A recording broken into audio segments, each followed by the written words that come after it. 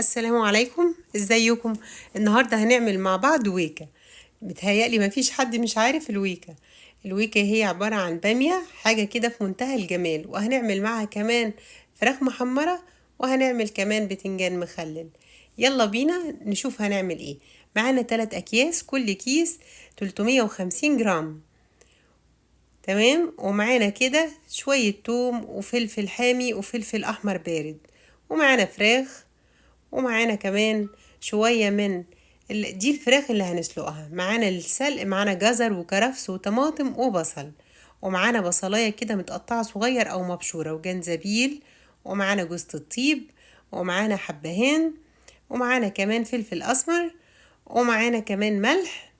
ويلا بينا نشوف هنعمل ايه. أول حاجة هنبدأ نرتب للشوربة.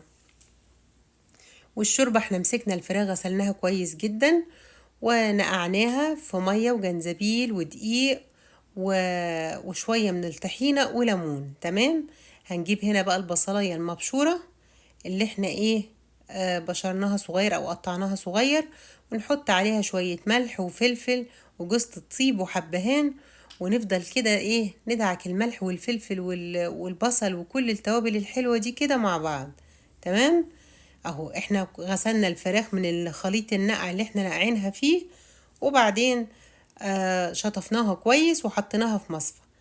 وبعدين هنا مسكنا الفراخ اهو، تبلناها بقى بجزء من البصل اللي هو المتقطع صغير، وبعدين اهو حطيناها بعد بقى ما تبلنا كل حاجة.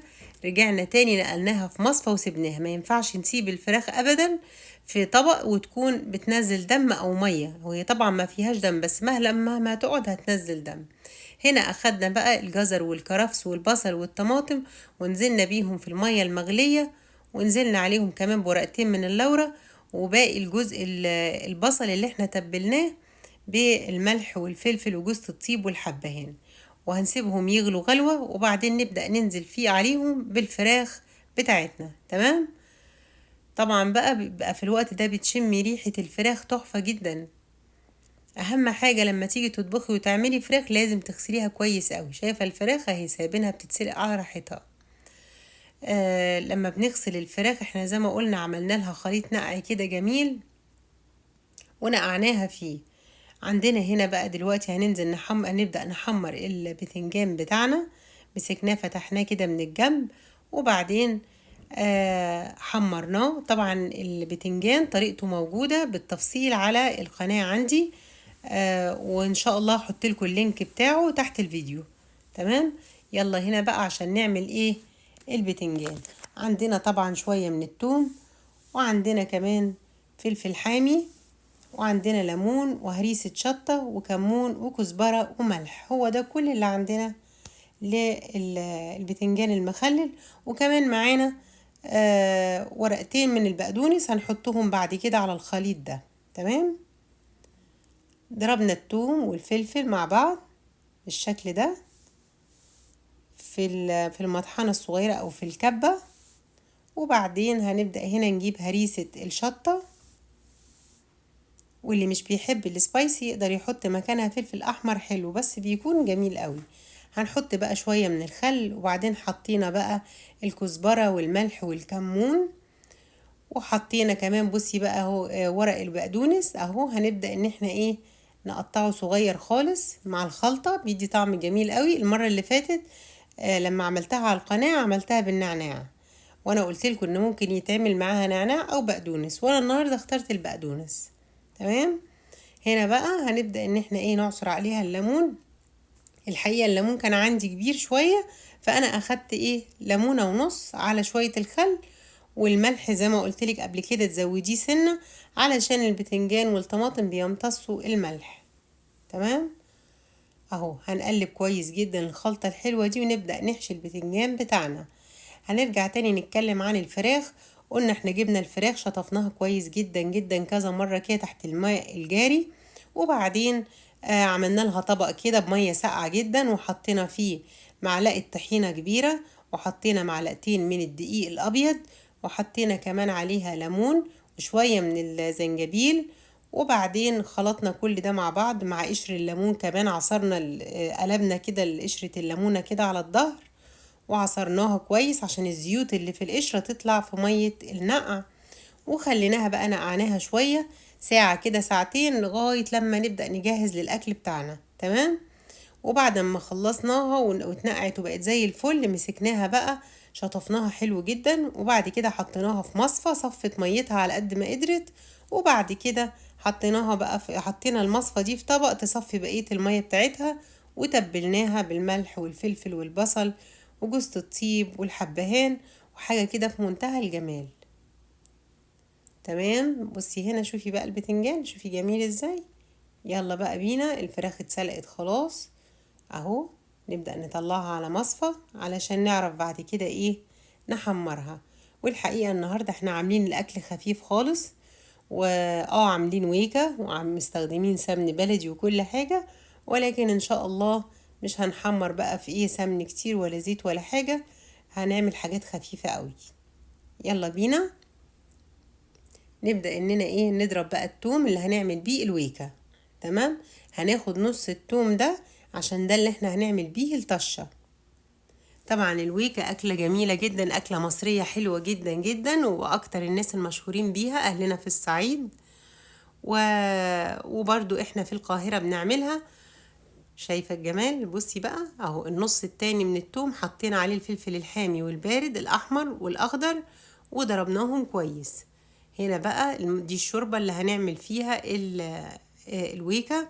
مسكتها صفتها كويس، وبعد ما صفتها حطيت بقى فيها شوية من الفلفل الأسمر، وهنبدأ ننزل بالبامية. وانا عندي هنا الحقيقة البامية بتتباع جاهزة كده متقطعة جميلة، انا وريتها لك دلوقتي. شوفي لونها اخضر جميل ازاي، كأنك شاريها فريش بالظبط. هنا بصراحة في امريكا جمال الخضار ان هو بتشتريه اكياس او فروزن زي بالظبط الفريش. حطينا بقى على الشوربة وعلى الويكا او على البامية، حطينا عليها بقى التوم اللي احنا ايه خلطينه بالفلفل والفلفل الحامي والبارد، وحطينا شوية من هريسة الشطة، وعصرنا كده عصرتين ليمون بتدي ريحة حلوة جدا جدا الليمونة دي على فكرة. تمام. حطينا شوية زيت زيتون بعد ما فرشنا الصينية بورق فويل، وبعدين قلبناها الناحية التانية علشان تمسك من ناحية ومن الناحية التانية ايه تبقى كده ايه مغلفة بالزيت. تمام. انا هحمرها بزيت الزيتون، حضرتك تقدري تحمريها في الحركة دي تدهنيها بشوية سمن او زبدة او زيت نباتي او زيت زيتون زي ما انا ما عملت كده.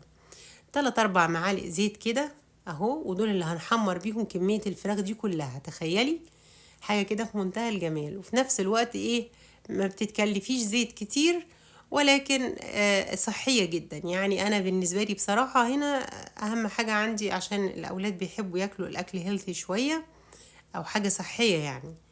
حطينا على وشه فلفل اسمر وولعنا الشواية ودخلناها تحت الشواية، وهنا البامية لسه شغالة اهي. ادي بصي الفراخ طلعت جميلة ازاي بقى. ده اول وش هنقلبها على الناحية التانية، وندهن الناحية التانية برضو بكام دهنة كده فرشة زيت اهو، وبعدين ندخلها على الفرن تاني على طول. تمام. اهو هندخلها بقى الفرن، وهنا طلعت اهي. شايفة لونها جميل ازاي، كأنك محمراها بالظبط فوق البوتاجاز.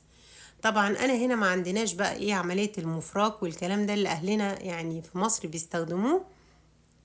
فانا الحقيقة ببدأ ان انا ايه يعني وانا بقلب كده بقلب جامد، واقعد احاول ان انا ايه اهرسها كده في جوانب الحلة. يعني بحاول كده بظهر المعلقة اهرسها في جوانب الحلة، وبهدي عليها النار كده، بعملها نار متوسطة لغاية لما ايه تتهري شوية خالص كده، لان هي الويكة غير البامية العادية، لازم تتهري كده وتبقى جميلة قوي في الحلة. شايفة بقى الفراخ جميلة ازاي. مسكتها بعد ما خرجت من الفرن، رشيت عليها شوية دقة، والدقة عبارة عن ملح وفلفل وشطة وكمون وكزبرة، شوية حاجات كده في منتهى الجمال، وحبة بابريكا كمان. تمام. اهو شوفي بصي بقى البامية خلاص اهي دابت خالص اهو، وبقت في منتهى الجمال. شلناها من على النار، ويلا بينا نعمل الطشة بتاعتها. حطيت كده شوية زيت، وحطيت عليهم كده معلقة كبيرة او معلقة ونص من السمن البلدي، وبعدين بدأنا نحمر الثوم، وهنحضر له كمان شوية من الكزبرة الناشفة. في ناس بتحب تحط كزبرة ناشفة وناس لأ، أنا بحب أحط لها كزبرة ناشفة. إنما يا جماعة مفيش حاجة اسمها إنك تحطي كزبرة خضرة للويكة، الكلام ده مش صح وبيغير طعمها. طبعا اللي بيحب يعمل كده دي حرية شخصية، مفيش مشكلة براحته يعني. لكن لو انت بتبصي بتتعمل ازاي وعلى اصولها يعني، لا ما بيتحطلهاش كزبرة خضراء. تمام. ايه رأيك؟ بصي شوفي لونها جميل ازاي، روعة جدا، طالعة في منتهى الجمال. بصي الجمال. وطبعا معلقة هريسة الشط او قرن فلفل احمر حامي او بارد كده، تحطيها معاها في الشوربة بتبقى جميلة قوي. يلا بقى نعمل شوية لسان عصفور. لقيت الحقيقة عندي شوربة فاضلة كتير، فحبيت ان انا اعمل شوية من لسان العصفور. تمام. حمرناه. من فضلك ما تغمقيهوش، لانك لما بتغمقيه ويبقى اللون بتاعه دارك قوي كده، بيبقى بيدي طعم كده ممرر قوي للشوربة، بيمرر الشوربة، فما تغمقيهوش. وانا هنا على فكرة بصفي الشوربة من كل الحاجات اللي فيها دي، لان عندي الحقيقة في البيت هنا العيلة ما بيحبوش الحاجات دي في الشوربة، فانا بصفيها وبحاول قدر المستطاع اخد الطعم الحلو منها وبس. تمام. اهو، ايه رأيك بقى؟ شفتي الجمال؟ خلصنا الاكلة، والله ما اخدت وقت خالص، حاجة في منتهى الجمال. وكفاية بس طبق البتنجان اللي يفتح النفس ده، حاجة في منتهى الجمال. هسيب لك اللينك بتاعه كمان بالتفصيل. وبالنسبة للشوربة شوفي جميلة ازاي. على فكرة ما فيش على وشها سمن، ولونها فاتح كده، لان انا بشيل من على وشها السمن بعد ما بتستوي. بشيل يعني بعد ما تخشي كده في السوا وتستوي خالص، ابدأ اشيل من على وشها السمن. تمام. بصي بقى الويكة وجمالها ولونها. وطبعا بقى عملنا جنبها بقى زي كل المصريين رصة العيش الجميلة المحمصة الحلوة دي. بصي بقى الفراخ، شايفة الجمال؟ والله حاجة في منتهى الجمال، والأكلة كانت حلوة جدا جدا. والعيش ده عيش قمح أسمر، حاجة كده في منتهى الجمال. إن شاء الله يا رب تجربوا الأكلة الحلوة دي وتعجبكم وتعملوها، وإن شاء الله طريقتي فيها تكون عجبتكم. وأشوفكم إن شاء الله إن شاء الله في فيديو جديد. وما تنسونيش من فضلكم بلايك وشير وسبسكرايب على اليوتيوب، وصفحتي على الفيسبوك كوك والسو. وإن شاء الله أشوفكم في فيديو جديد وأكلة جديدة، وإن شاء الله تنال إعجابكم.